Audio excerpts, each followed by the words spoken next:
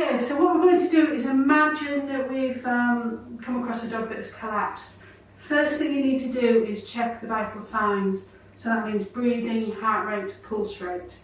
So have a look at the nose. Is the nose twitching? That might indicate the dog is breathing. Is there any movement around the mouth? Is the tongue twitching? Then feel for on the chest. Is there any movement there? Can you feel any breathing movements? Then check the heart. The heart is just behind the elbow. So you can pull the elbow forward if you want, and the leg forward, and just feel for the heart there with a couple of fingers, or fingers and thumb around the sternum, around the chest there. No heartbeat. Then check for the femoral artery, which is on the inside of either back legs. It's a really good idea to get your own dogs, get them used to having the femoral artery felt, and you know exactly where it is. That's a big pulse. Nothing. So if there's no breathing, no heart rate, and no femoral artery, no pulse, then this dog is a good candidate for trying CPR. It has to be an immediate event. You cannot start CPR 5 minutes or 10 minutes after the event. There has to be no interruption of oxygen to the brain at all. So you get straight on with your compressions. If you have a small dog, you can do the compressions directly over the heart itself, which is here, just behind the elbow, where we felt for the heart earlier. So what you need to do is get the heel of your hand, one heel of your hand, then the second heel of your hand, get right over the top, so you're using your weight, wrists locked, elbows locked, and it's 30 hard compressions to a second.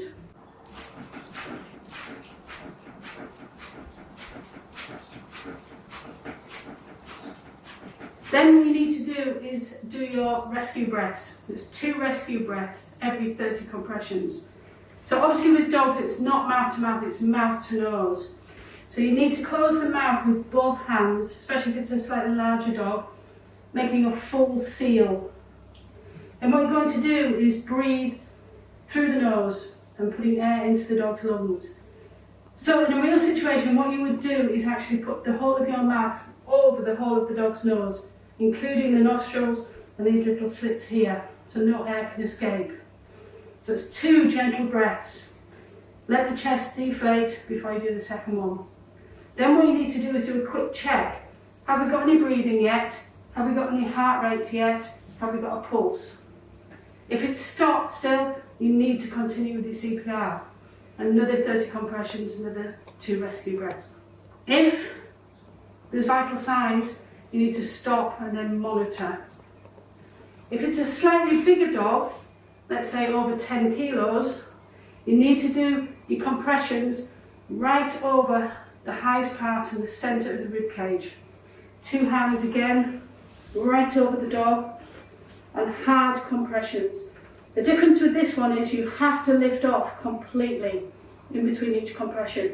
It's called the recoil. These are thoracic compressions. What that does, it pulls all the blood through the circulatory system. So, 1.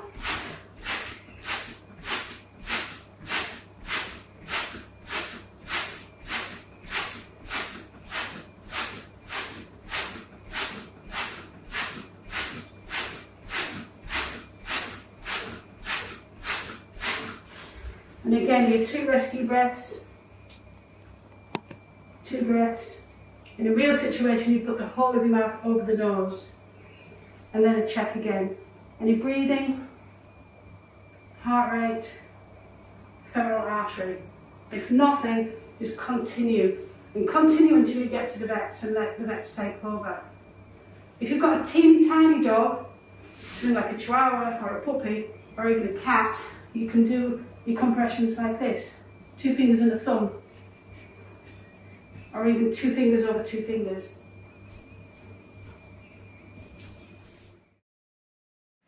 Okay, so we just imagine that we've had an accident, cut his foot really badly on a piece of glass. We're just going to get a bandage, an emergency bandage on this, just to get it to the vets.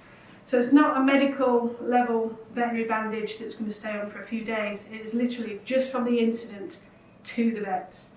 So 2 layers. Conforming bandage, which is your stretchy first layer, And then the outer layer is the vet wrap, which is a cohesive bandage, sticks to itself. Okay, so what we're going to do is start off above the joint, because the joint will act as an anchor and keep the bandage on. If you do it below, it tends to all slide off. So above the joint, top to bottom, over the end, back up, then start winding.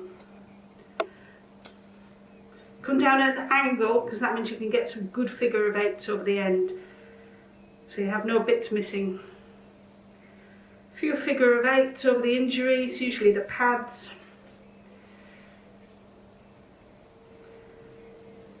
And then exactly the same with the outer layer. Now this is quite stretchy, so the tip is to stretch it right out, then just let it bounce back a little bit.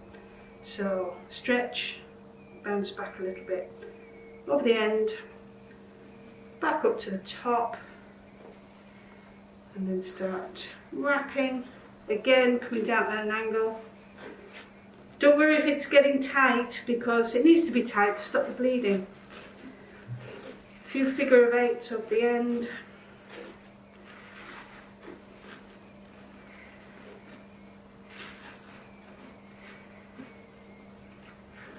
And then finish somewhere near the top. There we go. And that will stay on until you get to the vets. If you see blood seeping through from the injury, never take this original bandage off. Always put another layer on. Otherwise you're disturbing the clotting process. So if you suspect that your dog is overheating, you have to bring the temperature down gradually. So do not cold plunge the dog in cold water.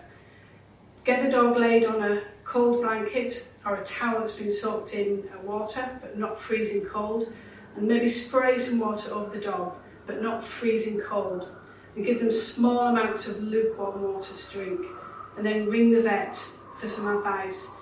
Severe heat stroke can actually damage the kidneys and it can be left with kidney failure. Okay, dog fights are a common occurrence. Sometimes it's just little squabbles and everything's done and finished, but more often than not it can be quite a serious fight. These are things that we see in veterinary practice all the time, probably several times a week, from serious dog bites up to worse and often fatalities, unfortunately. So with dog bites, if the dog bite is what we call full skin thickness, that means it's gone right through the skin layer and you can see the layer, the muscle layer underneath, you have to get veterinary attention. These infect very, very quickly and can cause, in worst cases, sepsis, which is very dangerous and life-threatening. So any dog bites, straight to the vet.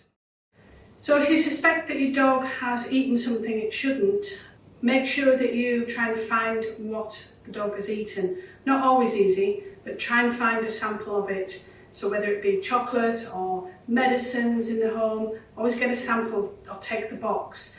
Ring the vets, give the vets all the information, the time frames, is there any symptoms, and the vet will tell you what you need to do next. But make sure you keep all what we call the data sheets, especially if it's medicines. So if it's something out of the ordinary, then we need to have all the information to then pass on to the veterinary poisons unit. In the meantime, keep your dog nice and quiet, comfort the dog, and off into the car and into the vets. Never induce vomiting with the dog. Always get veterinary help first and veterinary instructions.